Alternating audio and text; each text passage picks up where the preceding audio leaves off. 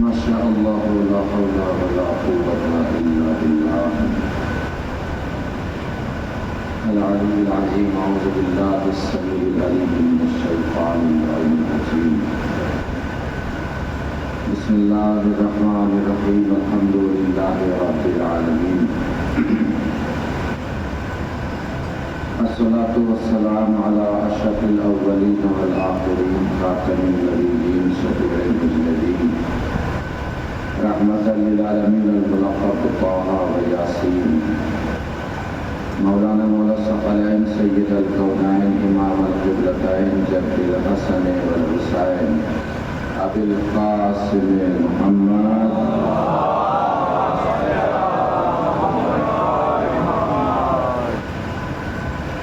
وعلى آله الطيبين الطاهرين المعصومين المصلوبين المنتخبين المنتجبين الغر البيانين ولعنة الله على أعدائهم أجمعين من الآن إلى قيام يوم الدين. أما بعد فقد قال الله الحكيم في القرآن الكريم. بسم الله الرحمن الرحيم. هو الذي بعث في الأميين رسولا منهم يتلو عليهم آياته ويزكيهم ويعلمهم الكتاب والحكمة وإن كانوا من قبل لفي ضلال مبين وآخرين منهم لما يلحقوا بهم وهو العزيز الحكيم. صلوات محمد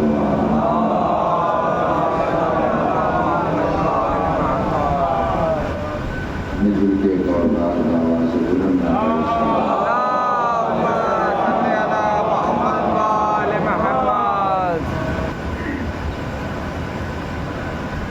خالق کائنات مالک ارض السماء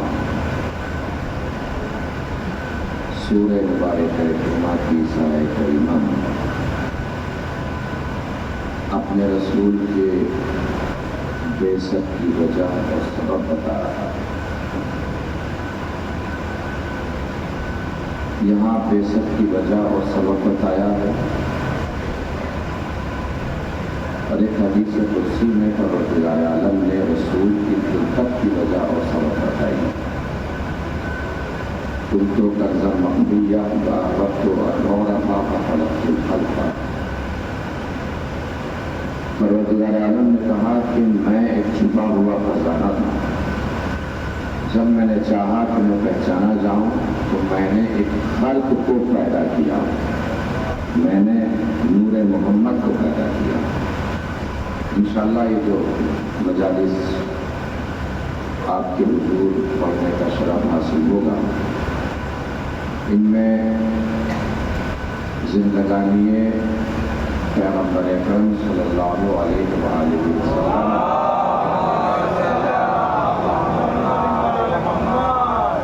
آپ کی ولادت سے لے کر اور آپ کی آخر عمر تک ایک تاریخی اعتبار سے اور ایک ہسٹری کے اعتبار سے آپ کے سامنے ہم بیان کرنے کی انشاءاللہ کوشش کریں گے. رسول کی پوری زندگی ولادت سے لے کر اور آپ کی آخری ایام تک تاریخی اعتبار سے ہسٹری کے اعتبار سے سال در سال منزل و منزل واقعات ہم سنے ہوئے ہوتے ہیں. زندگانی بھی ہم سنے ہوئے ہوتے ہیں. لیکن کسی مجلس میں کچھ سنا, کسی مجلس میں کچھ سنا, کسی مجلس میں کچھ سنا. ہم ایک تسلسل کے اعتبار سے اور ایک مسلسل زندگی رسول کی اول عمر سے آخر عمر تک سال در سال منزل و منزل آپ کے سامنے انشاءاللہ بیان کرنے کا شرف حاصل کریں گے. ایک صلوات پڑھنے میں ذکر و محمد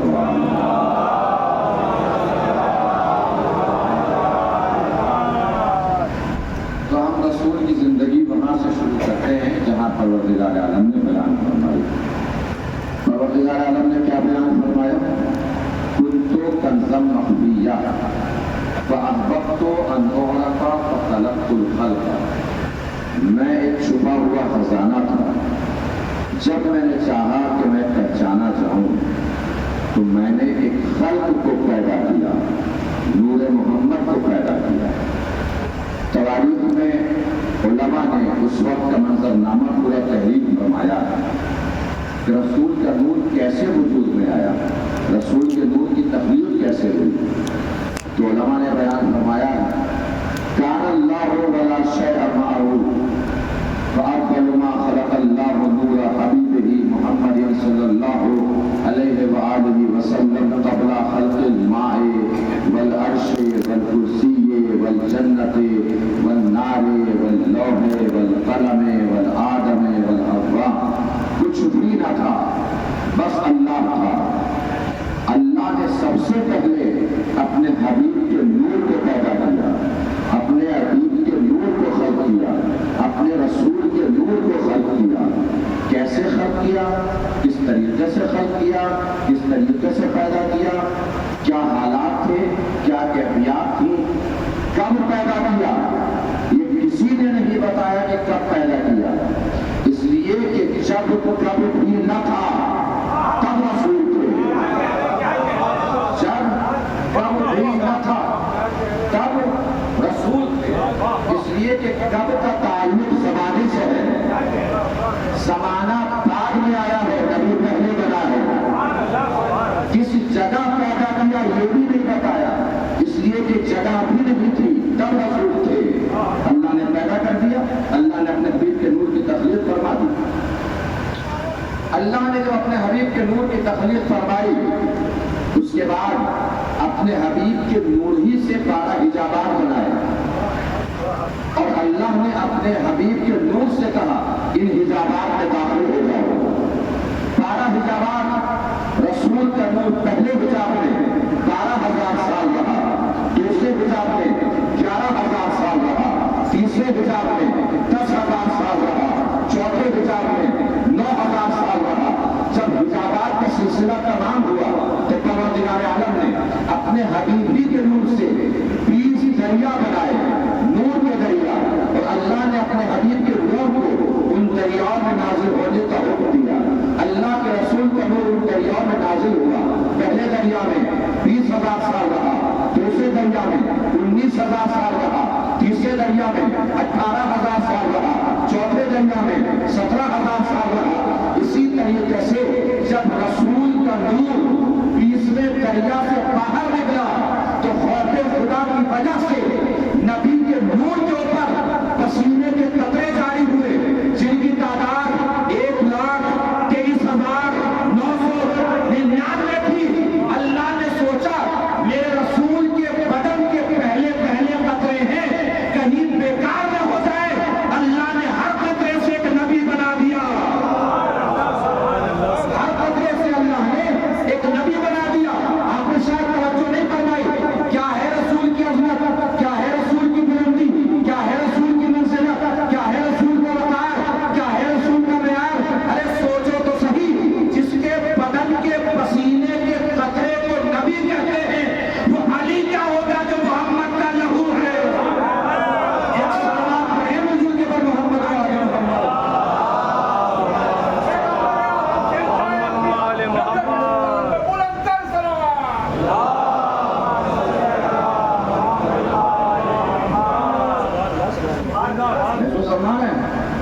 اللہ نے جب اپنے حبیب کے نور کو پیدا کر لیا تب کائنات بنانا شروع کی۔ توجہ دیجیے گا، اللہ نے اپنے حبیب کے نور سے کیا بنائی؟ کائنات، دنیا بنانا شروع کی، زمین بنائی، آسمان بنایا، چاند بنایا، ستارے بنائے، کواکب بنائے، سیارے بنائے، جنت بنائی، کوثر بنایا، لوح بنایا، قلم بنایا، عرش بنایا، کرسی بنائی۔ کیسے بنائی؟ روایات میں بیان کیا، پروردگار عالم نے اپنے رسول کے جبین کے پسینے سے فرشتے پیدا کیے، سینے کے پسینے سے عرش بنایا، ہاتھوں کے پسینے سے چاند و سورج بنائے، آنکھوں کے پسینے سے تارے بنائے۔ اللہ نے اپنے حبیب کے پیروں کے پسینے سے زمین بنائی۔ اگر بات پہنچے نا تو یہاں کا منظر بدل جانا چاہیے۔ ادب محسوس جو کرے، اور اردو ادب سے جسے تھوڑا سا بھی شہوت ہو تو رسول کی عظمت کو پوری طاقت سے سلام کرے گا۔ پتہ ہے آپ کو ادب کی زبان میں سر کے پسینے کو پسینہ کہا جاتا ہے، آنکھوں کے پسینے کو پسینہ کہا جاتا ہے، رخساروں کے پسینے کو پسینہ کہا جاتا ہے، ہاتھوں کے پسینے کو پسینہ کہا جاتا ہے، کاندھوں کے پسینے کو پسینہ کہا جاتا ہے، کمر کے پسینے کو پسینہ کہا جاتا ہے، سینے کے پسینے کو پسینہ کہا جاتا ہے، مگر ادب میں پیروں کے پسینے کو پسینہ نہیں کہتے ہیں، میل کہتے ہیں۔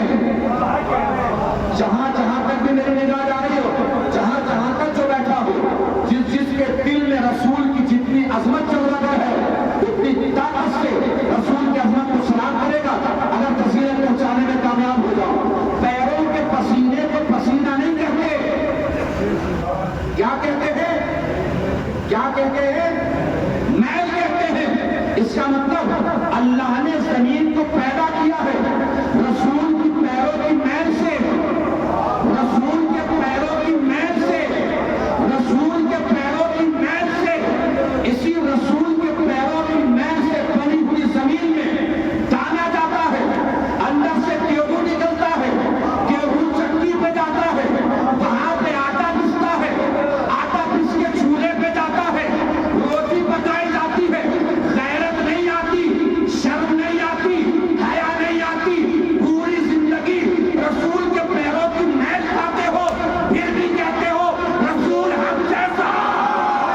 کیا بات ہے، واہ واہ واہ واہ واہ، سبحان اللہ سبحان اللہ، حیدری سلام پڑھیں رسول کے بعد محمد و علیہ وسلم۔ نعرے تکبیر، نعرے رسالت، نعرے رسالت، نعرے حیدری، حیدری، نعرے سلام۔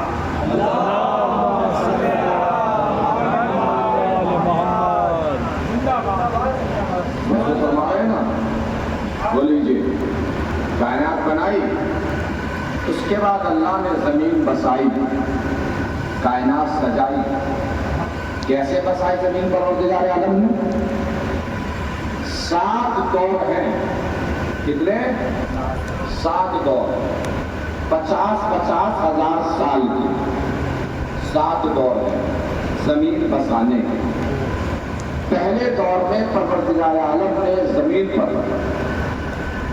ایسی شکل کی مخلوق پیدا کی جیسے جانور ہوتے ہیں، بھینس، گائے، بیل جیسے ہوتے ہیں، اس ٹائپ کی مخلوق پیدا کی۔ ایسے لگتے تھے جیسے رکوع میں ہو، ایسے لگتے تھے ہمیشہ جیسے سجدے میں ہو، اس ٹائپ کی مخلوق بنائی پروردگار عالم نے۔ 50,000 سال کے بعد اس مخلوق نے اللہ کی نافرمانی کی، اللہ نے زمین کو الٹ دیا۔ پھر 50,000 سال تک زمین خالی پڑی گئی۔ پھر اس کے بعد 50,000 سال کے بعد پروردگار عالم نے اس کائنات میں مخلوقات پیدا کی، جنات کو پیدا کیا، جنات کا جن کو بادشاہ بنایا۔ 27,000 سال تک بہت اچھے سے زمین کا نظام چلتا رہا۔ 27,000 سال کے بعد پھر اس میں خدا کی نافرمانی ہوئی، پھر زمین کو پلٹ دیا پروردگار عالم نے۔ سارے جنات ختم ہو گئے، 50,000 سال تک پھر زمین خالی پڑ گئی۔ اسی طریقے سے 7 دور ہوئے۔ 7ویں دور میں پروردگار عالم نے جنات بنائے اسی طریقے سے۔ آخر زمان میں جنات نے نافرمانی کی، اللہ نے ان سے جنگ کرنے کے لیے فرشتوں کو بھیجا۔ فرشتوں کی ان سے جنگ ہوئی۔ کچھ جنات نیک تھے جو فرشتوں کو یہ خبر پہنچاتے تھے کہ جنات کی فوج کہاں چھپی ہوئی ہے، جنات کے لشکر کہاں چھپے ہوئے ہیں۔ ان نیک جنات میں وہ بھی تھا ابلیس، شیطان، جسے فرشتے بعد میں آسمان پہ اٹھا کے لے گئے تھے۔ پھر زمین ختم ہو گئی۔ اچھا، جنات سے یہ کوئی آخری جنگ نہیں تھی فرشتوں کی، جنات سے ایک جنگ رسول کے زمانے میں بھی ہوئی ہے۔ جنگ سکاسک سے حضور واپسی کر رہے تھے، ایک کنویں کے پاس سے گزرے۔ ایک صاحب نے کہا کہ اس کنویں میں بڑا میٹھا پانی ہے، لیکن مسئلہ یہ ہے کہ یہاں جنات قابض ہیں اور سرکش جنات قابض ہیں. اب ان کی سرکشی ختم کی جائے تو کنویں سے پانی بھرا جائے، ان سے لڑا جائے تو کنویں سے پانی بھرا جائے. نبی نے فرمایا آپ بھی چلے جائیے، جنات سے لڑنے کے لیے آپ بھی کنویں میں اتر جائیے.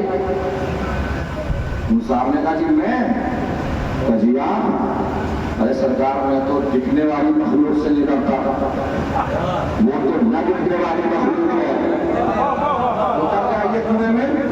تو سرکار نے تو میدان میں نہیں رکتا، کنویں میں کیسے رک پاؤں گا؟ نبی نے حکم دیا، ایک صحابی چلے ایک صحابی نکلے، کنویں کے اندر سے آگ نکلی، صحابی شہید ہو گئے آگ میں چل کر.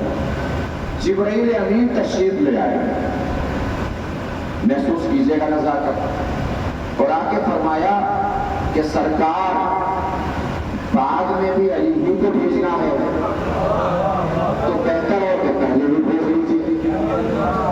علی چل گئے، دھمک سے زمین ہلنے لگی،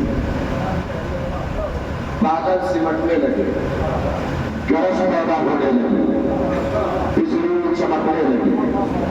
جنات کے بادشاہ نے جنات میں سے ایک جن سے کہا کنویں سے باہر منہ نکال کے دیکھو کیسے آ رہا ہے، کون آ رہا ہے.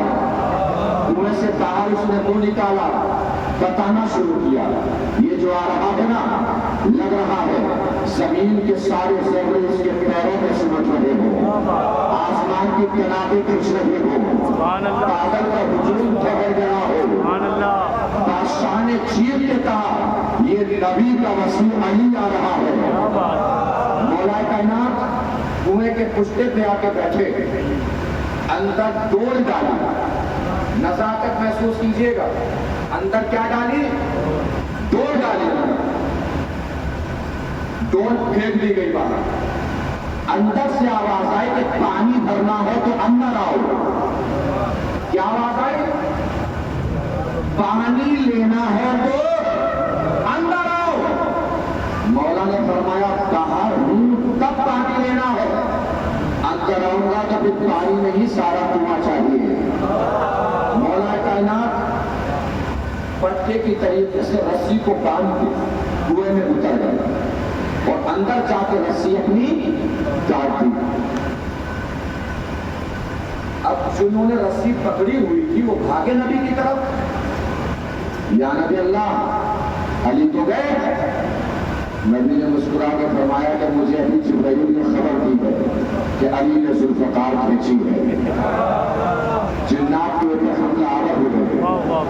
توجہ کیجیے گا جس عظیم منزل پر لے کر آ رہا ہوں. روایات بتاتی ہیں کہ 20,000 جنات کو علی نے تحقیق کیا. کتنے جنات کو قتل کیا؟ کتنے جنات کو؟ 20,000. 40,000 جنات سے کلمہ پڑھوایا، 20,000 جنات کو قتل کیا. اس طریقے سے قتل کیا. آپ کو ایک منظر یاد ہوگا نا، جب اللہ نے اعلان کیا کہ میں زمین پہ خلیفہ بنانے والا ہوں تو فرشتوں نے کیا کہا؟ کیا تو ایسے تو خلیفہ بنا دے گا جو زمین پہ خوریزی برپا کرے گا؟ یہ خوریزی فرشتوں نے کہاں دیکھی؟ جنات کی جنگ میں. تاریخ سے ثابت ہے کہ جنات کے بدن سے بھی خون بہتا ہے، جنات کے بدن سے بھی، توجہ دیجیے گا، جنات کے بدن سے بھی خون بہتا ہے. کتنے جنات قتل کیا علی نے؟ کتنے؟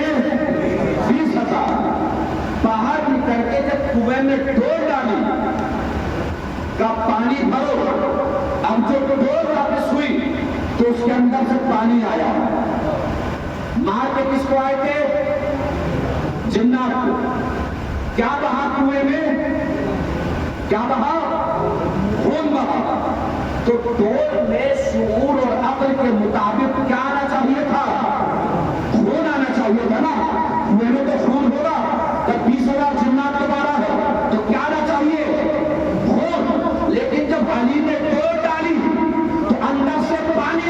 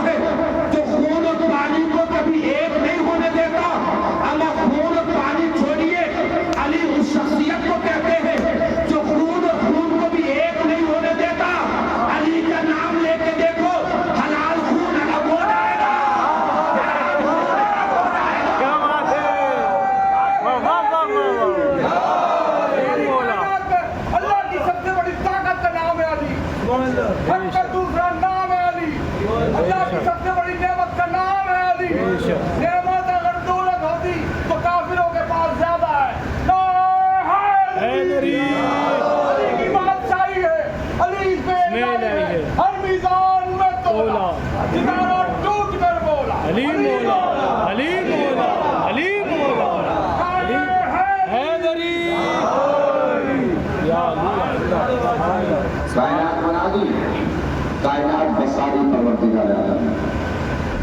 یہ تھی وہاں کی بات جب پروردگار عالم نے نور پیدا کیا. اب آ جائیے یہاں کی بات کرتے ہیں. جب اللہ نے اپنے حبیب کو پیکر خاکی میں ڈال کر دنیا میں بھیجا. سن 1 عام الفیل 17 ربیع الاول حضور کا نور پیکر خاکی میں ڈھل کر اس دنیا میں آیا. اللہ کے حبیب کا نور دنیا میں آ رہا ہے تو دنیا میں کچھ تو سب کو پتا چلنا چاہیے نا. کتابیں بتاتی ہیں, تاریخ بتاتی ہے کہ جب رسول کا نور دنیا میں آیا تو ایسا لگ رہا تھا جیسے آسمان سے رحمتوں کی بارش ہو رہی ہے. کعبہ جھوم رہا ہے, بادشاہوں کے تخت الٹ پلٹ ہو رہے ہیں, قصرے کسرا کے 14 تنگورے ٹوٹ کے گر گئے. رحمتوں کی بارش بتا رہی تھی, رحمتوں للعالمین نہیں ہے. کعبہ جھوم کے بتا رہا تھا میری بنا کا سبب نہیں ہے. بادشاہوں کے تخت الٹ کے بتا رہے تھے اللہ کی حکومت کا مالک نہیں ہے. قصرے کسرا کے 14 تنگورے ٹوٹ کے بتا رہے تھے کہ نور اکیلا نہیں آیا ہے, 14 انوار کے ساتھ لے کر آیا ہے. کب آیا؟ عام الفیل. عام الفیل مطلب ہاتھیوں والا سال. میں نے عرض کیا کہ میں ہسٹری اور تاریخ کے اعتبار سے حضور کی زندگانی آپ کے سامنے انشاءاللہ بیان کرنے کی کوشش کروں گا. آغاز ہے ابھی حضور کی زندگی کا. انشاءاللہ معراج پر پہنچیں گے, بلندیوں تک جائیں گے, اونچائیوں تک جائیں گے, بس ساتھ ساتھ انشاءاللہ چلتے رہیں گے. آمد ہوئی یہ ہاتھیوں والا سال. میں اپنے بچوں کے لیے عرض کر دوں, یمن میں ابرہا کی حکومت تھی. ابرہا دیکھتا تھا کہ سال میں ایک خاص موقع پر لوگ چلے جاتے ہیں سفر پہ. اس نے پوچھا بھائی کیوں سفر پہ جا رہے ہو, کہاں جاتے ہو؟ لوگوں نے کہا کہ ہم جاتے ہیں مکہ, وہاں ہے کعبہ, کعبے میں زیارت کے لیے ہم لوگ جاتے ہیں. ابرہا نے کہا کہ آج کے بعد تمہیں کعبہ جانے کی ضرورت نہیں, میں یمن ہی میں ایک بہت بڑا گرجا بنوا دوں گا, تم سب اس کی زیارت کرنا. یمن کی راجدھانی صنعاء ہوا کرتی تھی اس وقت. صنعاء میں اس نے بہت بڑا گرجا بنوا دیا اور اس میں عام دے دیا کہ کوئی کعبہ نہیں جائے گا, سب اسی کی زیارت کے لیے آئیں گے. ایک عربی شخص تھا, اسے بڑا برا لگا. رات کے سناٹے میں گیا, ساری گندگی اس نے گرجا میں پھینک دی. بادشاہ کو پتہ لگا تو غصہ آ گیا. اس نے غصے میں کہا کہ اس وقت تک گرجا کی عبادت کے لیے میں کسی کو نہیں بلاؤں گا جب تک کعبہ نہ گرا لوں. 60,000 کی تعداد پر مشتمل ایک لشکر کو لے کر وہ مکے کی طرف چلا کعبہ گرانے کے لیے. ہاتھیوں کا لشکر. کتنے افراد تھے؟ کتنے؟ 60,000 افراد ہاتھیوں کے لشکر کے ساتھ چلے گئے مکے کی طرف. مکے کے باہر انہوں نے پڑاؤ ڈال لیا اور اپنے کچھ فوجیوں کو ابرہا نے بھیجا مکے میں حالات دیکھنے کے لیے کہ دیکھ کر آؤ کیا ہو رہا ہے, کعبہ گرانے کے حالات ہیں یا نہیں ہیں. وہ گئے تو وہاں اونٹ گھوم رہے تھے, 200 اونٹ چرا کے لے آئے. یہ سارے اونٹ حضرت عبدالمطلب کے تھے. حضرت عبدالمطلب کو پتا چلا کہ ابرہا کے لشکر والے میرے اونٹ چرا کے لے گئے. ابرہا سے ملنے جناب عبدالمطلب چلے گئے. ابرہا کے لشکر میں ایک شخص تھا جس کا نام انیس تھا. وہ ہاتھیوں کی دیکھ بھال کیا کرتا تھا, وہ عربی تھا. اس نے جب حضرت عبدالمطلب کو آتے ہوئے دیکھا تو فوراً ابرہا کے پاس دوڑ کر پہنچا اور پہنچ کے کہا کہ تجھ سے ملنے وہ آ رہا ہے جس کے علاقے میں انسان کو چھوڑ جانور بھی بھوکے پیاسے نہیں رہتے. ابرہا نے جب سنا سخاوت کا یہ عالم تب سے نیچے اتر گیا. جناب عبدالمطلب کو اپنے سامنے بٹھایا, بٹھا کے آنے کی وجہ پوچھی. जनाब अब्दुल मुत्तलिब ने फरमाया कि तेरे सिपाही, महसूस कीजिएगा नज़ाकत, तेरे सिपाही मेरे ऊंट चुराने आए हैं, तू है उनका सरदार, मेरे ऊंट वापस करा देना। ने तवज्जो फरमाई, तेरे सिपाही हैं जो मेरे ऊंट चुरा कर ले आए हैं, तू है उनका सरदार। जनाब अब्दुल मुत्तलिब ने कितनी जहानत से अब्राहा को चोरों का सरदार बना दिया। तू उनका सरदार है, मेरे ऊंट वापस करा दे। अब्राहा ने गौर से जनाब अब्दुल मुत्तलिब को देखा, देख के कहा कि मैंने तो सोचा था कि आप काबे के बारे में आके कुछ बात करेंगे। अब जनाब अब्दुल मुत्तलिब पे यकीन मुलाहजा फरमाइए। जैसे कहा ना, मैंने तो सोचा था कि आप काबे के बारे में कोई बात करेंगे। जनाब अब्दुल मुत्तलिब ने मुस्कुरा कर फरमाया, देख भाई, हम हैं ऊंट के मालिक, इसलिए हम ऊंट के बारे में बात करने आए हैं। काबे का भी एक मालिक है, कौन करीब उससे काबे के बारे में खुद बात कर लेगा। ऊंट मिल गए, जनाब अब्दुल मुत्तलिब ऊंट लेकर चले गए। मक्के में अपने साथियों को लेकर जनाब अब्दुल मुत्तलिब पहाड़ पे चले गए, पहाड़ पे, और अपने बेटे से कहा कि ऊपर चढ़ जाओ और बताओ क्या हुआ। उसने आंखों देखा हाल सुनाना शुरू किया कि उधर से अब्राहा का लश्कर चल रहा है, बस हमला होने वाला है और लश्कर करीब पहुंचने वाला है और काबे पे चढ़ाई होने वाली है। यकीन सुनिए बनी हाशिम का, जनाब अब्दुल मुत्तलिब ने फरमाया, जमीन देख ली, अब आसमान पे बढ़ के बताओ क्या हो रहा है। उसने कहा कि आसमान पे लग रहा है जैसे सियाह बादल चले आ रहे हैं, सियाह बादल चले आ रहे हैं। जनाब अब्दुल मुत्तलिब ने अपने सारे साथियों से कहा, अब गार से बाहर निकल आओ और अल्लाह का मौजूदा देखो क्या होने वाला है। वो सियाह बादल क्या थे? अबाबील का लश्कर था। अबाबील चिड़िया का नाम नहीं है, चिड़िया का नाम अबाबील नहीं, जत्थे को अबाबील कहते हैं, जमा हो जाने को अबाबील कहते हैं, छोटी ताकतों के एक जगह हो जाने को अबाबील कहते हैं, बातिल के मुकाबले पर मुत्तहिद हो जाने को अबाबील कहते हैं। अल्लाह ने अबाबील के जरिए हाथियों के लश्कर को हरा के बताया कि बातिल को जब भी हराना हो गले मिल जाओ, बातिल खुद हार जाएगा। चिड़िया आ गई, पंजों में, चोंच में, पंजों चोंच में कंकरी दबाए हुए।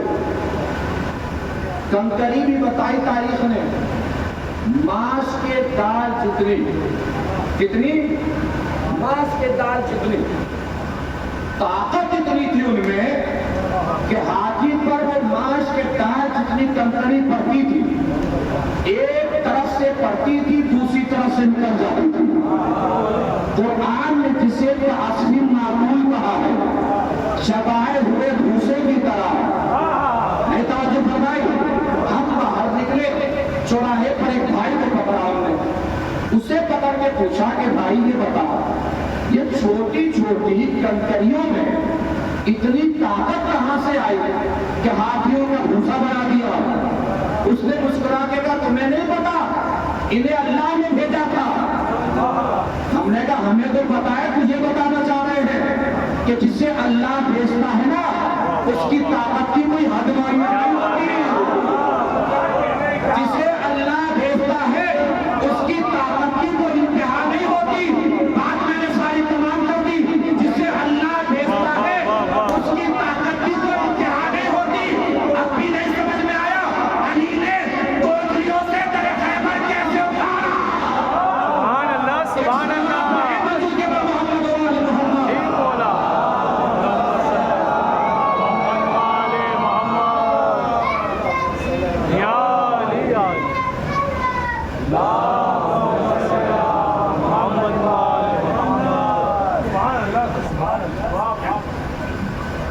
तवज्जो फरमा रहे हैं ना? अच्छा, सामने कौन थे? हाथी। छोटी छोटी चिड़िया वापस चली जाती, جا کے کہہ رہے کہ اللہ میاں اتنے بڑے بڑے ہاتھیوں کے مقابلے پر تو نے ہمیں بھیج دیا، واپس نہیں کی چڑیاں؟ کیوں واپس نہیں گئی؟ اس لیے کہ جسے اللہ بھیجتا ہے وہ میدان چھوڑ کے واپس نہیں جاتا، جسے اللہ بھیجتا ہے وہ میدان چھوڑ کے کبھی واپس نہیں جاتا۔ یاد نہیں آیا منظر خیبر میں 40ویں دن نبی نے کیا فرمایا تھا؟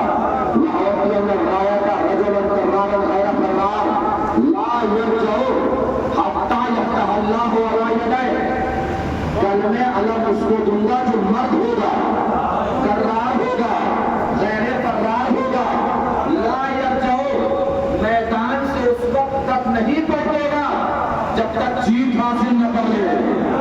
کیا ہونے کا بات؟ جسے اللہ بھیجتا ہے وہ میدان سے جیتے بغیر واپس نہیں پلٹتا۔ کہتے 39 دن تک بھی لوگ تھے۔ علامہ سید محمد امروی صاحب سے کسی نے پوچھ لیا، سرکار یہ جو نبی نے کہا کہ کلمہ علم اس کو دوں گا جو مرد ہوگا، اس کا مطلب کیا ہے؟ انہوں نے مسکرا کے فرمایا بھائی دو ہی مطلب ہو سکتے ہیں، یا تو 40ویں دن جانے والے کی فضیلت بیان کر رہے ہوں گے، یا 39 دن تک جانے والوں کی بول بول رہے ہوں گے۔ کلمہ علم اس کو دوں گا جو مرد ہوگا۔ اچھا 39 دن تک جاتے تھے، کرتے کیا تھے؟ در خیبر کے اوپر درہ بنا ہوا تھا، درے میں مرہب بیٹھا رہتا تھا۔ جیسے ہی سردار در خیبر کے نزدیک پہنچتا تھا، مرہب درے سے چھانپ کے دیکھتا تھا۔ وہ سردار جیسے آتا تھا یو ٹرن لے کے ویسے واپس ہو جاتا تھا سیدھے نبی کے پاس۔ کوئی جنگ پتا ہوتا کچھ ہوا؟ سردار کہتا تھا جی لشکر بھاگا، لشکر کہتا تھا جی سردار بھاگا۔ آخر میں یہ فیصلہ ہوتا تھا کہ نہ لشکر بھاگا نہ سردار بھاگا، گھوڑا بھی لے کے بھاگ گیا۔ ہمیں شکوہ ہی عالم اسلام سے یہی ہے، جن بیچاروں سے کبھی اپنا گھوڑا نہیں سمجھا، ان بیچاروں کے اختیار میں پوری زمام حکومت اسلامیہ کے 40ویں دن علی نکلے، علی پہنچے، مرہم نے چھانپ کے دیکھا۔ جیسے مرہم نے چھانپ کے دیکھا، علی نے سامنے والی پہاڑی کی چوٹی پہ علم گاڑا، جسے کہتے ہیں پتھر پہ علم گاڑنا۔ اب مرہم تو اندر تک کھل گیا، وہ سمجھ لیا 39 دن تک آنے والے اور تھے، 40ویں دن آنے والا اور ہے۔ اس نے گھبرا کے نجومی کو دیکھا، نجومی نے بتایا ہوا تھا کہ 2500 سال تک کسی میدان میں تم ہارو گے نہیں۔ کیوں؟ اس لیے کہ ایک سیارہ ہے، اس کے چاروں طرف ستارہ چکر لگاتا ہے، اس کا ایک چکر 2500 سال میں پورا ہوتا ہے۔ جب تک ستارے کا چکر پورا نہیں ہوگا تمہیں کسی میدان میں ہار نہیں ملے گی۔ لیکن مرہم نے جیسے نجومی کو دیکھا، نجومی نے آسمان کو دیکھا، دیکھ کے کہا گھبرانے کی ضرورت نہیں ہے، کبھی کبھی ستارے کا چکر جلدی بھی پورا ہو جاتا ہے، اور جب ستارے کا چکر پورا ہوتا ہے دنیا کے سارے پتھر موم بن جاتے ہیں۔ اس آنے والے کو پتا ہے کہ ستارے کا چکر پورا ہو چکا ہے، دنیا کے سارے پتھر موم بنے ہوئے ہیں۔ اس نے ستارے کے اشارے پر علم کو پتھر میں نہیں موم میں گاڑا ہے، علم کو پتھر میں نہیں موم میں گاڑا ہے، ستارے کے اشارے پر علم کو پتھر میں نہیں موم میں گاڑا ہے۔ نجومی کی یہ بات علی کے کان تک پہنچی، علی نے علم نکالا۔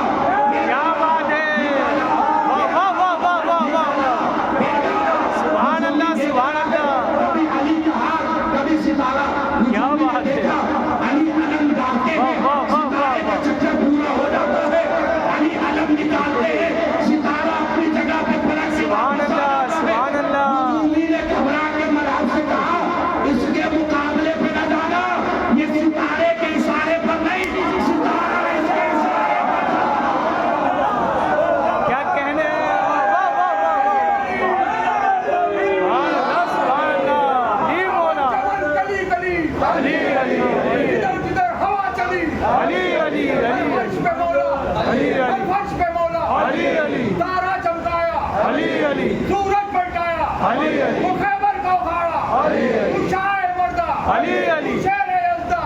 علی ایما کا سمندر علی علی روزے میں بلا لے علی علی ہم تیرے حوالے علی علی معراج کی زینت علی علی کعبہ میں ولادت علی علی مسجد پر شہادت علی علی نعرہ حیدری سبحان اللہ سبحان اللہ واہ واہ واہ واہ حضور کی ولادت کے بعد جب سرکار رسالت بہار 2 مہینے کے ہوئے تو آپ نے چلنا شروع کر دیا. یا علی یا علی کتنے مہینے میں حضور نے چلنا شروع کر دیا؟ 2 مہینے میں. جب آپ 4 مہینے کے ہوئے تو تیزی سے چلنا شروع کر دیا. حضور نے سرعت رفتار کے ساتھ چلنا شروع کر دیا. اور جب آپ 10 مہینے کے ہوئے تو آپ نے تیر اندازی شروع کر دیا. اس کے بعد بھی اگر کوئی کہتا تھا کہ ہمارے ساتھ چل کھیل لیجیے تو حضور فرمایا کرتے تھے ہم دنیا میں کھیلنے نہیں آئے ہیں. ہم دنیا میں کھیلنے نہیں آئے ہیں. آپ کی عمر جب 6 سال کو پہنچی تو آپ کی والدہ کا انتقال ہو گیا. آپ کی عمر جب 8 سال کو پہنچی تو آپ کے دادا کا انتقال ہو گیا. اس کے بعد آپ کی کفالت کی ذمہ داری حضرت ابو طالب کے سپرد کر دی گئی اللہ کی طرف سے. حضرت ابو طالب نے آپ کی حفاظت کا بیڑا اٹھا لیا. اس کے بعد 14 سال کی عمر کا واقعہ بحیرہ راہب والا. آپ شام کے سفر پر حضرت ابو طالب کے ساتھ تشریف لے گئے. بحیرہ راہب نے آپ کے درخت کے نیچے بیٹھے دیکھا. حضرت ابو طالب سے پوچھا کہ یہ آپ کے کون لگتے ہیں؟ حضرت ابو طالب نے فرمایا یہ میرے فرزند ہیں، میرا بیٹا ہے. اس نے کہا کہ میں ان کی حالات کو کیفیت دیکھ کے اندازہ لگا سکتا ہوں کہ آپ ان کے والد نہیں ہو سکتے. حضرت ابو طالب نے فرمایا بالکل صحیح کہا، ان کے والد کا تو ان کے آنے سے پہلے انتقال ہو گیا تھا. بحیرہ راہب کہتا ہے کہ آپ ان کو یہیں سے واپس لے جائیے، یہیں سے واپس لے جائیے. کہیں ایسا نہ ہو کہ یہودیوں کی نظر پڑ جائے اور وہ انہیں قتل کر دیں. آپ ان کی حفاظت کیجیے. بحیرہ راہب کو بھی پتا تھا رسول کی حفاظت کون کر سکتا ہے، رسول کو دشمنوں سے کون بچا سکتا ہے. پوری زندگی کس نے بچایا ہے رسول کو؟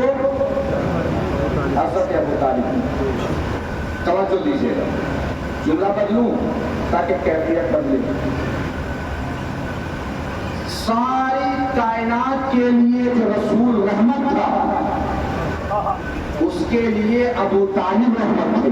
سبحان اللہ سبحان اللہ. اس لیے کہ رحمت معلوم ہے کسے کہتے ہیں؟ غم گساری، محبت، عطوفت، خطرات سے کسی کو اس وقت پہ بچا لینا جب اس کا دل بھی مطمئن نہ ہو کہ میں ان خطرات سے بچ سکتا ہوں. اس کیفیت اور حالت کو رحمت کہتے ہیں. توجہ دیجیے گا، ایک عظیم منزل کی طرف لے کر چل رہا ہوں. آپ کسے کہتے ہیں رحمت؟ خطرات کے درمیان سے ایسے موقع پر کسی کو بچانا جب اس کے بچنے کی کوئی امید نہ ہو، اسے کیا کہتے ہیں؟ رحمت کہتے ہیں.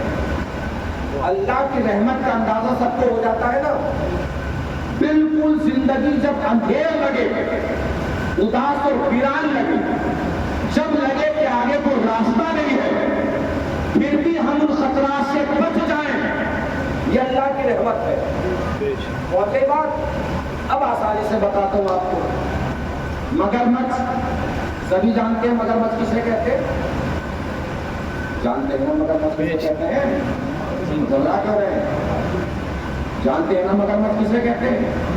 مگرمچھ کیا کھاتا ہے؟ گوشت کھاتا ہے. نان ویجیٹیرین ہوتا ہے بیچارہ، گوشت کھاتا ہے. ہم کیا کھاتے ہیں؟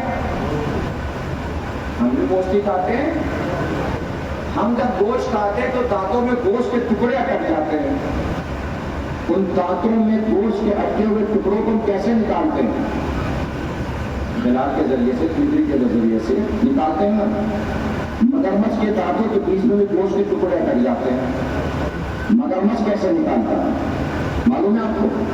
اللہ نے ایک چڑیا بنائی ہے جس کا نام پلوور ہے. کیا ہے چڑیا کا نام؟ پلوور برڈ. وہ چڑیا بنائی ہے. مگرمچھ جب گوشت کھاتا ہے نا اور اس کے دانتوں کے بیچ میں گوشت کے ٹکڑے اٹک جاتے ہیں تو مگرمچھ اپنا منہ ایسے کر لیتا ہے. وہ چڑیا آتی ہے، دانتوں کے بیچ میں بیٹھتی ہے، گوشت کے ٹکڑے دانتوں کے بیچ سے نکالتی ہے. میں کہا تو فرمائی گوشت کھانے والا مگرمچھ اس گوشت کی چڑیا کو نہیں کھا پاتا. یہی اللہ کی رحمت ہے.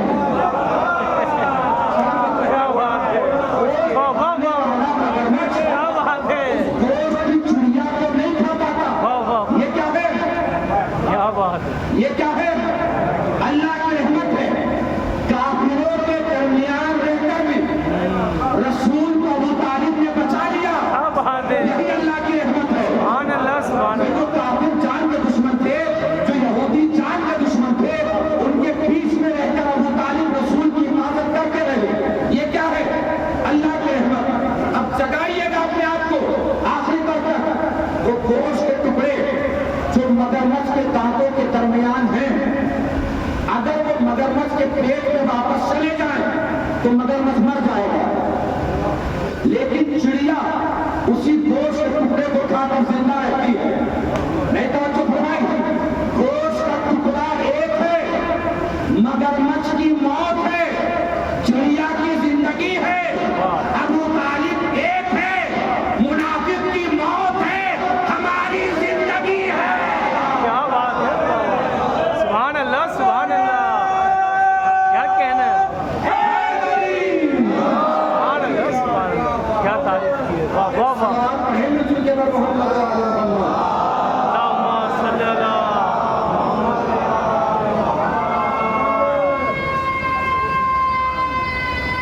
حیدری. کیا تعریف ہے! سبحان اللہ. کتنا آپ کی عمر جب 23 سال تک پہنچی تو اس وقت تک آپ کی امانت داری، آپ کی صداقت، آپ کا اخلاق، حقوق کی ادائیگی، بولنے کا سلیقہ، تکلم کا طریقہ، بات کرنے کی نہج، چھوٹوں سے محبت کرنے کا سلیقہ، بزرگوں سے بات کرنے کا طریقہ، پڑوسیوں کے حقوق کی ادائیگی، محلے والوں کے ساتھ برتاؤ، غریبوں کے ساتھ رہنے کا سلیقہ، دولت مندوں سے بات کرنے کا طریقہ پورے عرب میں مشہور ہو چکا تھا. آپ کا اخلاق مشہور ہو چکا تھا، آپ کا کردار مشہور ہو چکا تھا، آپ کی امانت داری مشہور ہو چکی تھی، آپ کی صداقت مشہور ہو چکی تھی. آپ کی صداقت اور امانت داری اس قدر مشہور ہوئی کہ عرب کے سارے جھوٹے آپ کو سچا کہتے تھے. عرب کے سارے خیانت کار آپ کو امین کہا کرتے تھے. اتنی مشہور ہوئی صداقت کہ یہ شہرت جناب خدیجہ تک پہنچی. کس تک پہنچی؟ جناب خدیجہ تک پہنچی. دو روایات ہیں کہ حضرت ابو طالب کی طرف سے پیغام گیا کہ میرے بھتیجے کو اپنی تجارت میں شامل کرو. یہ بھی ہے اور یہ بھی ہے کہ جناب خدیجہ نے شوہرہ سن کر پیغام بھی جو آیا حضور کے پاس کہ میرا مال تجارت لے کر آپ شام جائیے. حضور مال تجارت لے کر چلے شام. جناب خدیجہ کا ایک غلام تھا جس کا نام میسرہ تھا. جب بھی کوئی قافلہ جاتا تھا جناب خدیجہ قافلے والوں سے کہتی تھی کہ جو میسرہ کہتا رہے کرتے رہتا. لیکن جب مال تجارت حضور کو دیا تو جناب خدیجہ کا لہجہ بدل گیا. اب میسرہ سے کہا کہ جو محمد کہتے رہے کرتے رہتا. مال تجارت پہنچا، شام گیا، वापसी हुई। मैसरा को जनाब खदीजा ने अपने सामने बिठाया, बिठा के पूछा, बताओ सफर में क्या क्या देखा। मैसरा ने बताना शुरू किया, बीबी क्या बताओ, क्या क्या देखा। जब चलता था क्या बात है। लगता था बादल सर पे साया करके चल रहे थे। सुभान अल्लाह, सुभान भूख अल्लाह। लगती थी, अल्लाह जाने कहां से खाना आता था, प्यास लगती थी, सुभान लेकिन अल्लाह। आता था, चश्मा उबलने लगता था, चलता था, बादल सर पे साया करके चलता था। हमने सोचा एक दिन देखे तो सही बादल किसके सर पे साया करके चल रहा है। हमने सारे काफले को एक तरफ भेज दिया, अबू तालिब के भतीजे मोहम्मद को एक तरफ भेज दिया। बीबी क्या बताएं, हमने तो मोहम्मद के साथ छोड़ दिया, वाह वाह वाह। मोहम्मद के साथ नहीं छोड़ा। चलता था, बादल सर पे साया करके चलता था। बीबी क्या बताओ, 100 लोगों के दरमियान खड़ा होता था, तब भी सबसे बड़ा लगता था। 1000 लोगों के दरमियान खड़ा होता था, तब भी सबसे बड़ा लगता था। ये रसूल के बदन के मोजज़ात में से एक मोजज़ा है कि रसूल के बदन को ये एजाज हासिल था कि 100 लोगों के दरमियान में तब भी सबसे बुलंद, 1000 लोगों के दरमियान हो तब भी सबसे बुलंद, 1 लाख लोगों के दरमियान हो तब भी सबसे बुलंद। और अगर किसी दिन 1,24,000 के मजमे में खड़े हो सुभान अल्लाह, सुभान अल्लाह। तब भी सबसे बुलंद लगे। क्यों सबसे बड़े लगते थे, क्यों सबसे ऊंचे लगते थे, क्यों सबसे बुलंद लगते थे, क्यों सबसे आला लगते थे। कब इतना कैसे बढ़ जाता था हुजूर का, इसलिए कि अल्लाह नहीं चाहता था कि किसी का कद नबी के कद से बड़ा हो। अल्लाह नहीं चाहता था कि किसी का कद नबी के कद से बड़ा हो। अल्लाह नहीं चाहता था कि किसी का कद नबी के कद से बड़ा हो। अल्लाह ने ये मौजज़ा तो बस गदीर के मिंबर को दिया, अली का कद नबी के कद से बड़ा हुआ।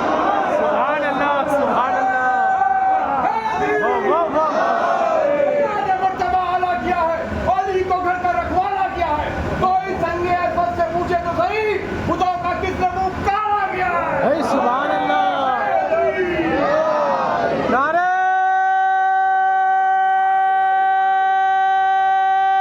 हैदरी। अली मौला। जनाब खदीजा की एक सहेली थी जिनका नाम नफीसा था। जनाब खदीजा ने अपने दिल की तमन्ना नफीसा के सामने पेश की। जनाब नफीसा ने हुजूर से मुलाकात की, मुलाकात करके पूछा, शादी का क्या इरादा है। हुजूर ने फरमाया कि अगर कोई नेक खातून मिले तो शादी करेंगे। जनाब नफीसा ने पूछा कि अगर मैं बता दूं किसी नेक खातून के बारे में। हुजूर ने पूछा, मसलन कौन। नफीसा ने कहा, मसलन खदीजा। हुजूर ने फरमाया, मैं अपने चचा से पूछ के बताऊंगा। अल्लाह जाने कौन पहुंचा पहुंच गया। अजमतों को सलाम करने का दिल नहीं किया जनाब अबू तालिब का। 2 ही शख्सियतें हैं जिनके मशवरे पर पूरी जिंदगी रसूल अमल करते रहे, या खुदा के मशवरे पर अमल करते रहे, या अबू तालिब के मशवरे पर अमल करते रहे। सुभान अल्लाह, जनाब अबू तालिब तक पैगाम पहुंचा, पैगाम कबूल हुआ। वो दिन आ गया जब रसूलों का सरदार दूल्हा बना। सर पे इब्राहिम का मामा सजाया गया, दोष पर इलियास की रिदा डाली गई, हाथों में जनाब शुएब का आसा दिया गया, पैरों को हजरत अब्दुल मुत्तलिब की छुट्टियां पहनाई गई, बारात चली। लग रहा था जन्नत की बहारें मक्के की गलियों में उतर आई। सुभान अल्लाह, सुभान अल्लाह। लग रहा था मक्के की धूल को खत्म करने के लिए कौसर के पानी का छिड़काव मक्के क्या बात है। में किया हुआ। सुभान अल्लाह, सुभान अल्लाह। बारात लेकर गए हैं रसूल। बेशक। अल्लामा सैयद मोहम्मद मौलवी साहब से किसी ने पूछ लिया कि सरकार लोग रसूल की हर बीवी का तस्करा कर लेते हैं, जनाब खदीजा का तस्करा क्यों नहीं करते। उन्होंने पलट के बताया, इसलिए नहीं करते कि बताना पड़ेगा बारात किसके घर से गई थी। सुभान अल्लाह, बेशक बेशक। बताना सुभान पड़ेगा अल्लाह, बेशक। बारात किसके घर से यही बात شک بے شک اتنی بلندی پہ جا کے سنی لیا تو ایک جملہ اور سن لیجیے. ان سے کسی نے پوچھ دیا سرکار رسول کی بیویاں کتنی تھیں؟ انہوں نے کہا بھائی مجھے نہیں پتا، میں نے تو بس ایک ہی کا ولیمہ کھایا ہے. کیا بات ہے، واہ واہ واہ واہ واہ واہ واہ واہ واہ واہ واہ. حیدر علی مولا یا علی یا علی. خلیفہ عارف قائم ہے شرافت کی نبوت کی بدولت، اور پھیلی ہے نبوت کی اور بیوی تیری دولت کی بدولت. بے شک بے شک. سوچتا رہتا ہوں تو کون ہے، تو کیا ہے؟ بیوی تیرا داماد نصیری کا خدا ہے. حیدری یا علی یا علی. بارات گئی ہے بارات. بے شک بے شک. نزاکت محسوس کیجیے گا تاریخ کی. واہ واہ واہ. بزرگوں کی مکمل توجہات اور بزرگوں کی مکمل آوازیں چاہتا ہوں اس کیفیت اور جملے پر. خدیجہ کو لینے گئے ہیں رسول. واہ واہ واہ واہ واہ. خدیجہ کو لینے گئے ہیں رسول. واہ واہ واہ واہ. خدیجہ کو لینے گئے ہیں رسول. بارات گئی ہے بارات. کیا بات ہے. بارات گئی ہے بارات. دل نہیں کر رہا ہے خدیجہ کے عظمتوں کو سلام کرنے کا تو کھل کے بیان کروں. یہ دور رسول چاہ رہا ہے خدیجہ کو لینے. علم اول، خلق اول، حسن اول، نور اول، بصیرت اول، بصارت اول، شرف اول، فضیلت اول، کرم اول، ذل سبحان اول. اللہ سبحان اللہ. بارات لے کر خدیجہ کے دروازے پر کیا کہنا ہے، کیا کہنا ہے. لینے گیا ہے. خدیجہ کے دروازے پر خدیجہ کو لینے گیا ہے.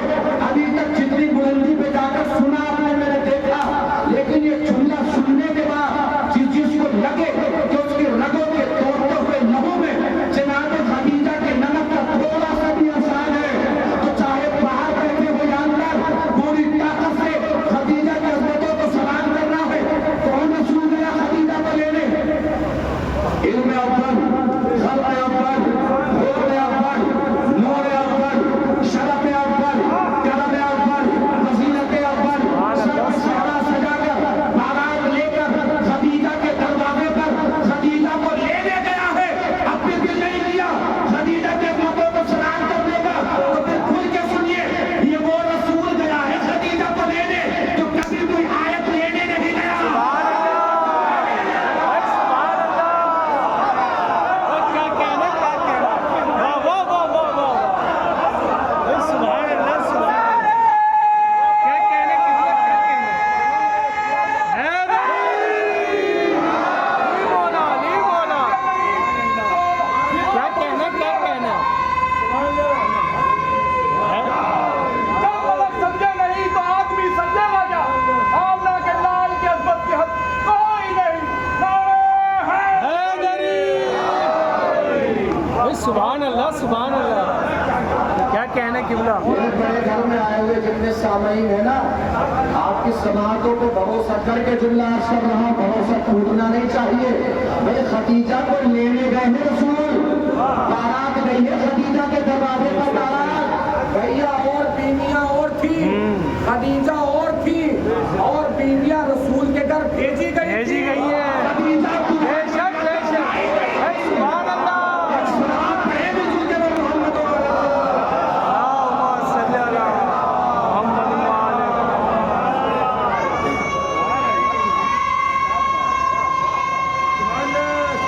سبحان اللہ. کیا کہنا، کیا تعریف ہے. واہ واہ بہت. محسوس فرمایا فضیلتوں کو اور بلندی دوں اور زمین کو سبحان بلندی اللہ. دے کر چلوں. سبحان اللہ. خدیجہ کو لینے گئے ہیں رسول لینے. جو رسول کبھی آیت لینے نہیں گیا، کبھی سورہ لینے نہیں گیا، کبھی قرآن لینے نہیں گیا، نماز کا حکم لینے نہیں گیا، کیا کہنا، کیا نہیں کہنا. گیا. وہ رسول گیا ہے خدیجہ کو لینے. سبحان اللہ. خدیجہ کے دروازے پر کہ اس فضیلت میں خدیجہ علی و فاطمہ کے بالکل برابر ہے. جو رسول کہیں کچھ لینے نہ گیا، وہ عزم زہرا کو لینے گیا، کعبے میں علی کو لینے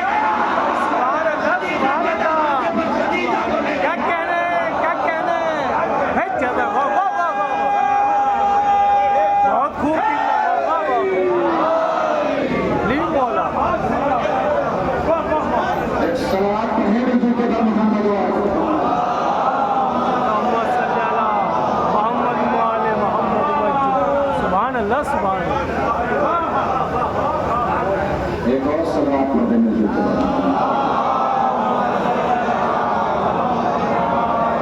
नारे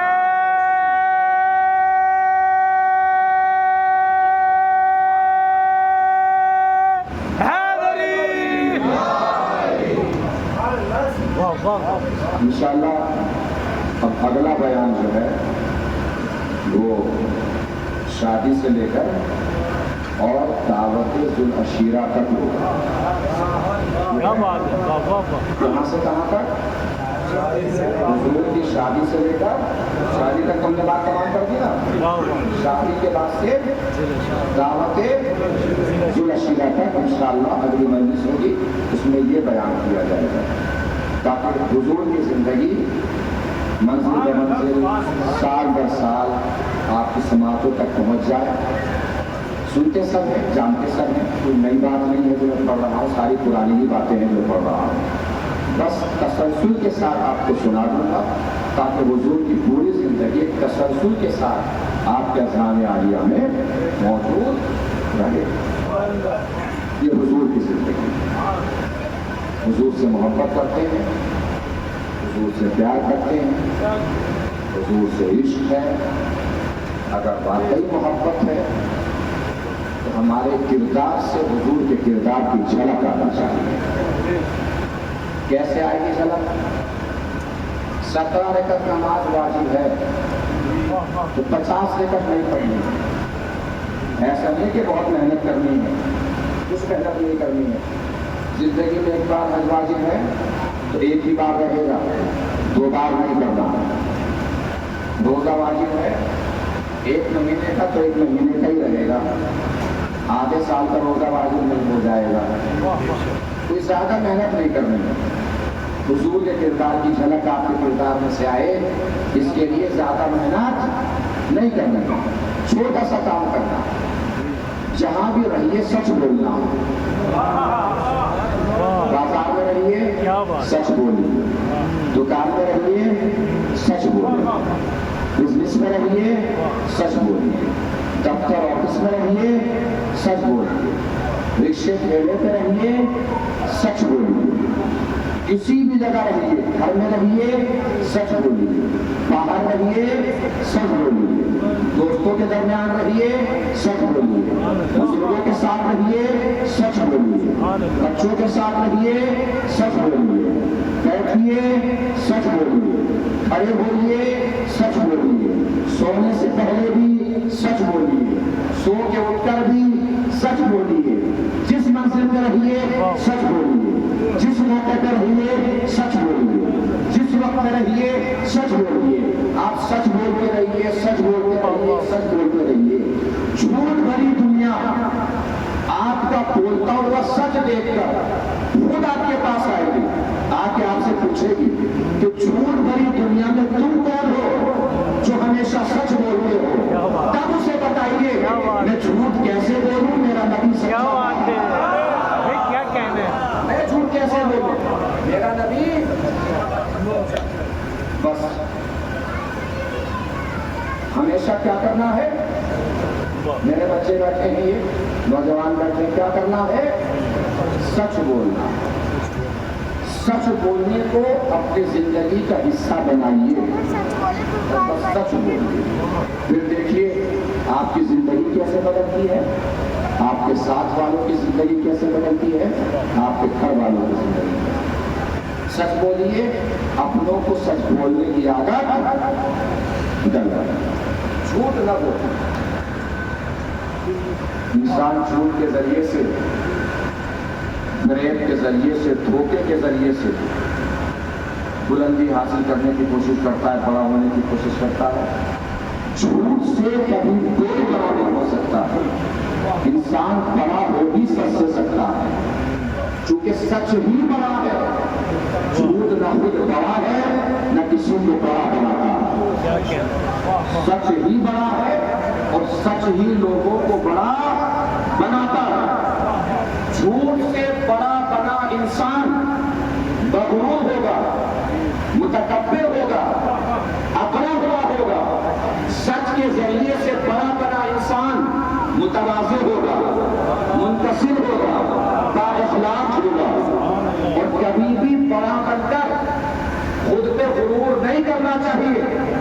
اس لیے کہ ہمیشہ برابر کا یہ یاد رکھنا چاہیے کہ ہم اپنی محنت سے بڑے نہیں ہوئے ہیں، کسی بڑے نے ہمیں بڑا بنایا ہے، جس بڑے نے ہمیں بڑا بنایا ہے وہ بڑا ہمیشہ چھوٹا بھی بنا سکتا ہے۔ کسی بھی طرح کے بڑے ہو، آپ عمر میں بڑے ہو، دولت میں بڑے ہو، علم میں بڑے ہو، عمل میں بڑے ہو، خاندان میں بڑے ہو، منصب میں بڑے ہو، رتبے میں بڑے ہو، رنگ و نسل میں بڑے ہو، کسی بھی چیز میں بڑے ہو، غرور نہیں کرنا چاہیے، اکڑنا نہیں چاہیے، تکبر نہیں کرنا چاہیے۔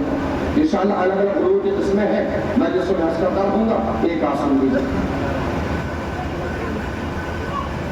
غرور ہو جاتا ہے انسان کو دولت پر، کبھی غرور نہیں کرنا چاہیے۔ اگر کسی انسان کے ذہن میں یہ بتا بھری ہوئی ہے کہ دولت میری محنت کی وجہ سے ہے، تو سڑک پہ نکلے بہت سارے رکشہ چلانے والے 24 گھنٹے محنت کر رہے ہیں۔ دولت کسی کی محنت سے نہیں ملتی، اللہ کی طرف سے ملتی ہے، اور جو دے رہا ہے وہ لے بھی سکتا ہے۔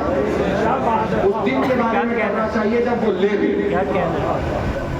دولت میں کبھی غرور اسے تو بالکل نہیں کرنا چاہیے جسے یہ پتہ ہی نہ ہو کہ حلال سے کما رہا ہے کہ حرام سے کما رہا ہے۔ حرام سے کما کے بھی اکڑنا اور غرور کرنا بلندی کی دلیل ہے۔ اور یاد رکھیے حرام حرام ہوتا ہے چاہے جتنی بلندی سے کیوں نہ ہے۔ ایسا نہیں ہے کہ اوپر سے چلا تھا تو حرام تھا، ہمارے ہاتھوں میں آیا تو حلال ہو گیا، ایسا نہیں ہوتا۔ کبھی بھی انسان کو غرور اللہ کب پاسا بدل دے، کب پاسا بدل دے کچھ نہیں پتا چلتا۔ دربار سے فقیر نکلا، بہلول نے دیکھ لیا کہ پریشان نکل رہا ہے۔ بہلول نے پوچھا بھیا دربار سے نکل رہا پھر بھی پریشان؟ اس نے کہا سرکار دربار سے نکل رہا ہوں اسی لیے تو پریشان ہوں۔ میں کیوں پریشان؟ کہ بادشاہ نے سوال کر لیا کہ جواب لے کے آؤ، نہ لا سکے تو قتل کرا دوں گا، لے آئے تو دامن موتیوں سے بھر دوں گا۔ بہلول نے کہا بتاؤ سوال، ہم جواب دیں گے۔ فقیر نے کہا بادشاہ نے پوچھا کہ پتہ لگا کے آؤ اللہ کیا کرتا ہے۔ کیا پتہ لگا کے آؤ؟ کیا پتہ لگا کے آؤ؟ بہلول نے کہا ہم بتاؤں گے اللہ کیا کرتا ہے۔ اگلے دن فقیر بادشاہ کے دربار میں، بادشاہ نے پوچھا جواب مل گیا؟ فقیر نے کہا یہ پیچھے پیچھے آ رہا ہے۔ بہلول دربار بادشاہ کو دیکھتے خبر ہو گئی آپ جواب تو واقعی مل گیا۔ پھر بھی کہہ دیا بہلول پتا ہے نا جواب نہیں دے پائے تو قتل کرا دیے جاؤ گے۔ کہی منظور ہے شرط، تو بتاؤ پھر اللہ کیا کرتا ہے۔ کیسے تھوڑے بتائیں گے، تخت سے نیچے اترو۔ بادشاہ کو تخت سے نیچے اتارا، وکیل سے کہا تخت میں بیٹھ جا۔ تخت میں اٹھایا، پوچھا بتاؤ اللہ کیا کرتا ہے۔ کیسے تھوڑی بتائیں گے، اپنا تاج اتارو۔ کیا بات ہے۔ بادشاہ کو پہنائی، بادشاہ نے پوچھا آپ بتاؤ اللہ کیا کرتا ہے۔ کیا کرا بھی پتا نہیں چلا اللہ کیا کرتا ہے۔ تو بادشاہ کیوں بنے بیٹھے ہو؟ اللہ یہی کرتا ہے، جب اس فقیر کو بادشاہ بنا دیتا ہے، جب اس بادشاہ کو فقیر بنا دیتا ہے۔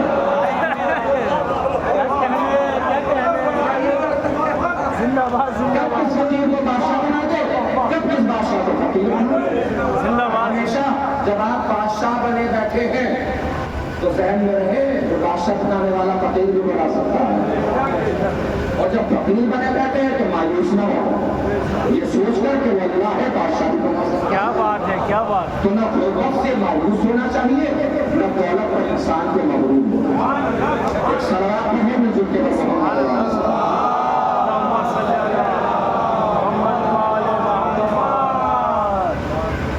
سب کچھ جو بھی ہے ہمارے پاس، یہ فرش اعضاء، یہ ماتم، یہ مجلس، یہ نوحہ، یہ رونقیں، یہ بہاریں، یہ ہزاروں کا مجمع جو چھڑک رہا ہے، سب اہل بیت کے کرم کا اثر ہے، اس میں ہمارا کچھ نہیں ہے۔ اگر ہم فرش اعضاء بچھاتے ہیں تو اکڑنا نہیں چاہیے، یہ سوچنا چاہیے کہ ہمیں خدمت کرنے کا موقع دیا۔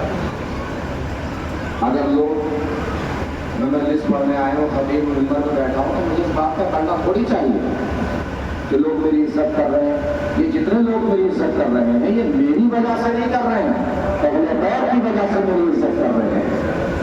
ایک شاعر کی عزت اس لیے ہوتی ہے چونکہ وہ شاعر اہل بیت ہے، ایک خطیب کی عزت اس لیے ہوتی ہے چونکہ وہ خطیب اہل بیت ہے، ایک نوحہ خان کی عزت اس لیے ہوتی ہے چونکہ وہ کربلا والوں کا نوحہ پڑھ رہا ہے۔ تو یہ ساری عظمتیں اور عزتیں اہل بیت کی وجہ سے ملی ہیں، اس میں کسی کا اپنا کچھ نہیں ہے۔ اور جب اہل بیت کرم فرماتے ہیں، عزت کیا کام فرماتے ہیں، معلوم ہے کتنے قریب ہیں اہل بیت کی، کیا کرم نوازیاں ہیں اہل بیت کی۔ فرشیدہ اعلان ہوا، مجلس ہوگی، آپ سے ماشاءاللہ تشریف لے آئے، کتنا آسان ہے، ہمیشہ ایسے آسان تھوڑی رہا ہے۔ والدین نے اپنے بچے بیچے فرشیدہ بچھانے کے لیے، زیارت کے لوگ تشریف لے گئے کربلا، پروردگار سب کی زیارتوں کو قبول فرمائے، کتنی آسانی سے چلے گئے، پاسپورٹ دیا، ویزا لگ گیا، ٹکٹ آ گیا، چلے گئے کربلا۔ ہمیشہ اتنا آسان تو نہیں تھا۔ اس زمانے کو ایسے بھی دیکھے ہیں کربلا میں کہ بادشاہوں کی طرف سے حکم تھا کہ اکیلا نہ جائے زیارت کے لیے، دو لوگ جائے، ایک قتل ہوگا، ایک زیارت کے لیے جائے گا۔ ایک رات سپاہیوں نے دیکھا کہ نقاب پوش بیوی چلی آ رہی ہے، سپاہیوں نے کہا کہاں جانا ہے، کہ جا رہے زیارت کے لیے، قائدہ نہیں پتا تمہیں نہیں جانا، یہ تو ساتھ لے کر جانا۔ سپاہی کہتے ہیں کہ ہمارا دل طرف کرنے گیا جب اس بی بی نے اپنے نقاب کے دامن سے چھوٹا سا بچہ نکال کے ہمارے سامنے کیا، اسے تک کر تو مجھے زیارت کے لیے بھیج دو۔ یہ کون ہے کہ میرا بیٹا ہے؟ سپاہیوں نے سوچا کہ اگر ظلم کی شدت میں اضافہ کریں گے تو ہو سکتا ہے اس کا بچہ ہے، مامتا جاگ جائے، بچے کو لے کے واپس چلی جائے۔ سپاہیوں نے کہا کہ بچے تو ایسے نہیں تمہاری آنکھوں کے سامنے قبول کریں گے۔ وہ ماں کہتی ہے کہ میری آنکھیں حسین کی آنکھوں سے زیادہ معتبر نہیں ہیں، جن کے سامنے اصغر جیسے 6 مہینے کے بچے پہ 3 بار کا تیر لگا، بچے کو زنا کر دیا گیا۔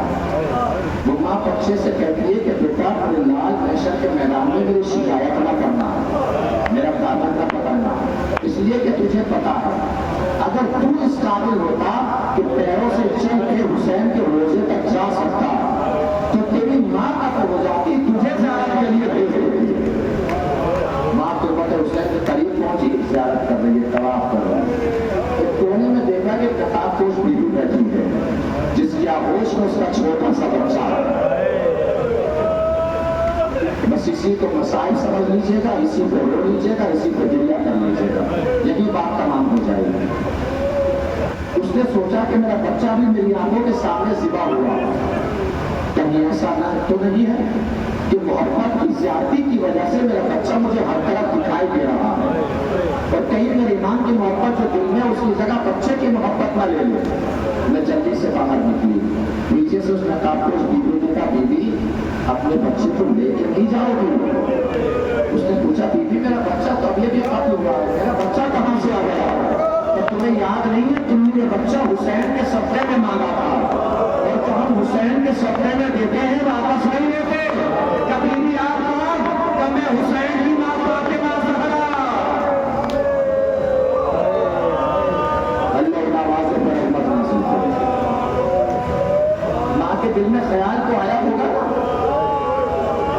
کہ میرا بچہ تو بچ گیا، لیکن 6 مہینے کے بچہ علی اصغر کربلا کے میدان میں جس کے گلے پہ 3 ڈھال کا تیر لگا، تیر معلوم ہے کتنا وزنی تھا، یضرب الصبی علی یدی الامام، بچہ امام کے ہاتھوں پہ پلٹ گیا تیر کھا کر، اتنا وزنی تیر، اور کیسا تیر؟ 3 ڈھال کا تیر۔ مقاتل لکھتے ہیں تیر سر میں داخل ہوا، سر سے نکل گیا۔ ایک روایت میں کہ تیر کان میں داخل ہوا، کان سے نکل گیا۔ ایک روایت میں تیر گلے میں داخل ہوا، گلے سے نکل گیا۔ آیت اللہ بعید خراسانی سے کسی نے پوچھا سرکار یہ الگ الگ روایتیں کیوں؟ انہوں نے کہا الگ الگ روایتیں نہیں ہیں، تینوں روایتوں کو ایک جگہ ملا لیجیے، اس لیے کہ تیر 3 بار کا تھا، اور تیر ایسے نہیں چلا تھا، ایسے چلا تھا۔ ایک بار سر میں داخل ہوا، سر سے نکلا، ایک بار کان میں داخل ہوا، کان سے نکلا، ایک بار گلے میں داخل ہوا، گلے سے نکلا۔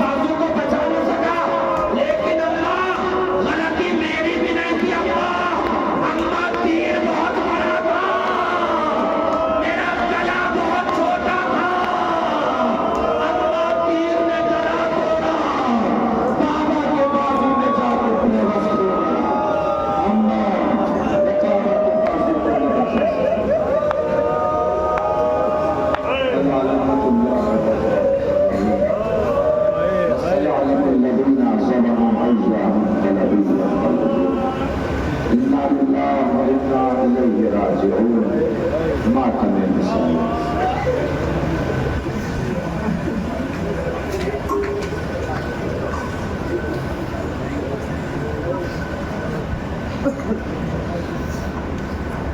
Hey, hey, hey, hey, hey.